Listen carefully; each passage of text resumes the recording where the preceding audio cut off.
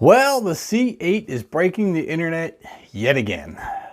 Dyno numbers are out. Motor Trend has confirmed it's 560 horsepower at the tires, which makes it a 650 crank horsepower monster. But I'm going to give you a couple reasons to question that and why I think these numbers are completely inaccurate. Welcome back to another video, and yeah, I know Motor Trend had put the C8 on a dyno and have achieved between 550 and 560 horsepower throughout, I believe, 5 or 6 different dyno runs. Just a real quick side note, if you don't already, go over on Instagram and follow me there at real_steel_cars, where I drop all kind of hints on upcoming videos and just keep a little information there that I won't release on YouTube. Try to mix it up a little bit. So go follow me there. I'll leave the link down in the description below. Make sure you go check that out. And if you are new here, make sure you hit that subscribe button. We talk about all things automotive, news, trends, random conversation about random different things. So if you're into that kind of stuff, make sure you hit that subscribe button and the bell notification. So here's where the internet's blowing up. It's a 650 crank horsepower monster if you do the math of 15% drivetrain loss and blah, blah, blah.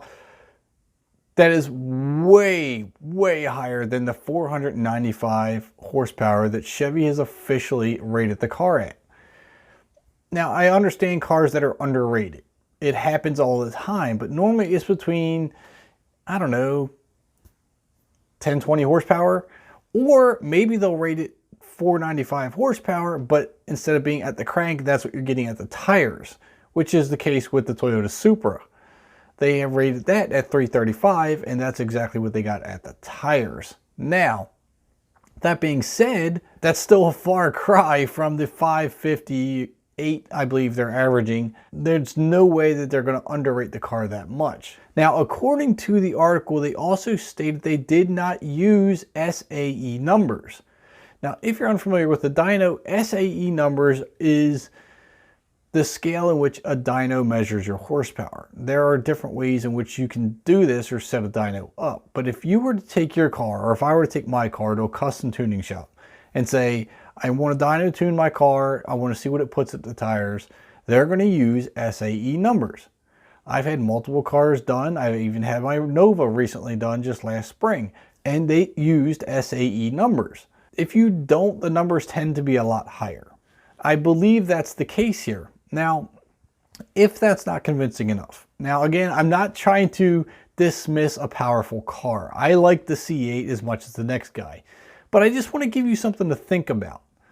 So if we take other vehicles, let's go with a 2018-19 Mustang GT. With a 10-speed auto. I've seen many of these, 1 or 2 bolt-ons, a tune, and they rate anywhere from 490 to 500-ish to the tires. Now, they weigh about 200 pounds more than the C8 Corvette. Now, if they're running 500 at the tires, they're also running a quarter mile of a low 11 at 125 miles an hour. Okay, that mile per hour is important. I want you to remember that, 125 miles per hour. 500 at the tires. In a heavier car than the C8. The C8, we already know, runs 11.1 at 123.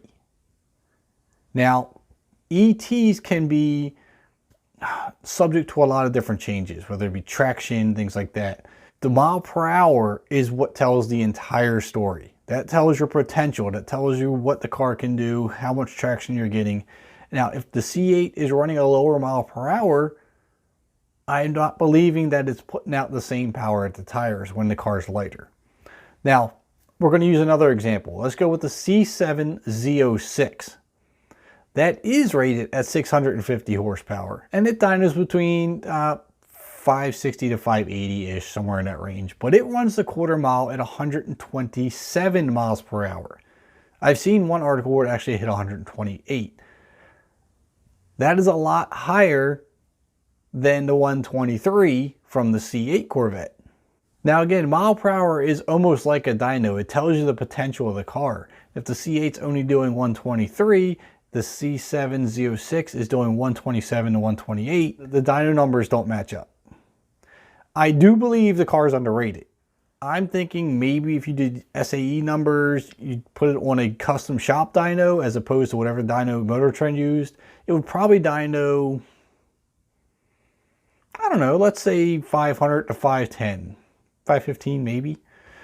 Either way, I think that's more accurate to GM's 495 estimated horsepower. Not to mention, this is also a pre-production car. So let's just, I feel like we need to take this with a grain of salt and really just kind of take the blinders off, because I know there's a lot of C8 bandwagon jumpers who will defend the car to death, basically, because they absolutely love this car. And there's nothing to not love about this car. It handles great. It obviously performs well, but I just feel that there's some area of question. I feel like there's some information about the car that's being overlooked. So I say let's just take the 0 to 60 numbers and the quarter mile times and leave it be at that, because let's be honest, that's the important part anyway. It doesn't matter if the dyno shows 300 horsepower or 800 horsepower. If it's still putting out 0 to 60 in 2.8, quarter mile 11.1 at 123, everything else doesn't really matter. Now, with all that being said, the mid-engine C8 handles amazingly, and I'm going to give you a list of 10 cars that it outran in the figure 8. First, let's start out with its own results. Now, the 3LT Z51 ran the figure 8 course in 23.3 seconds at a 0.9 G.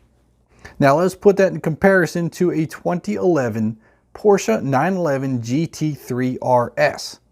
This car ran a 23.4 with a 0.92 G.